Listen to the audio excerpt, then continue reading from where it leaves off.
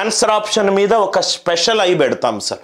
అరుణ్ దీపక్లు ఇప్పటి వయసులు. నెక్స్ట్ క్వశ్చన్ చూడండి. The ratio between the ages of Arun and Deepak. Arun and Deepak ఇద్దరున్నారు. వాళ్ళ యొక్క వయస్సుల నిష్పత్తి 4:3. 4:3.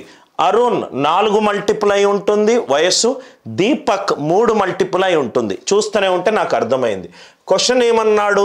What is the age of Deepak? Deepak యొక్క వయసు ఎంత? ఇక్కడ నాకు స్టేట్మెంట్లో ఏమొచ్చింది కంక్లూజన్? దీపక్ ఎప్పుడూ కూడా 3 మల్టిపులే ఆన్సర్ తీసుకుంటాడు. ఏజెస్ బై డిఫాల్ట్ ఎప్పుడూ కూడా సహజ సంఖ్య అయి ఉంటుంది. ఆన్సర్ 3 మల్టిపుల్ అయి ఉండాలి.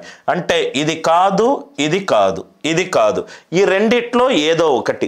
ఏదైతే క్వశ్చన్ స్టేట్మెంట్ని సాటిస్ఫై చేస్తుందో ఆ వాల్యూనే ఆన్సర్. రైట్. నా ఇక్కడ చూడండి సార్. ఆఫ్టర్ 6 years 6 సంవత్సరాల తర్వాత అరుణ్ సేజ్ నాకు 26 రావాలి. అరుణ్ సేజ్ నాకు 26 రావాలి. నేను అందుకే మీకు ప్రధాన సంఖ్య చాలా ఇంపార్టెంట్గా చెప్పింది సార్.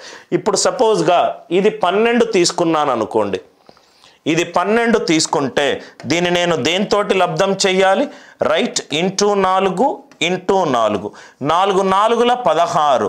16కి 6 సంవత్సరాల తర్వాత అంటే 22 వచ్చింది.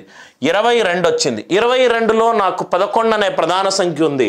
26లో 11 అనే ప్రధాన సంఖ్య కాదు. కాబట్టి ఇది కాదు. కాబట్టి ఆన్సర్ 15. ఆన్సర్ ఎంత? 15 years.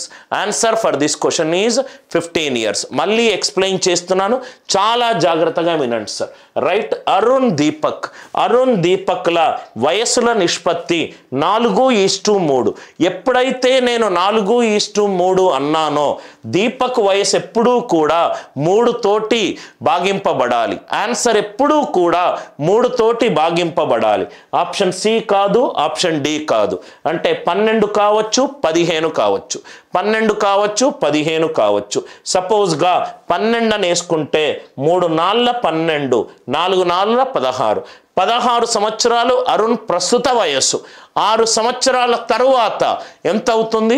16 + 6 22 అవుతుంది. కానీ అరుణ్ వయసు క్వశ్చన్లో ఏమిచ్చాడు?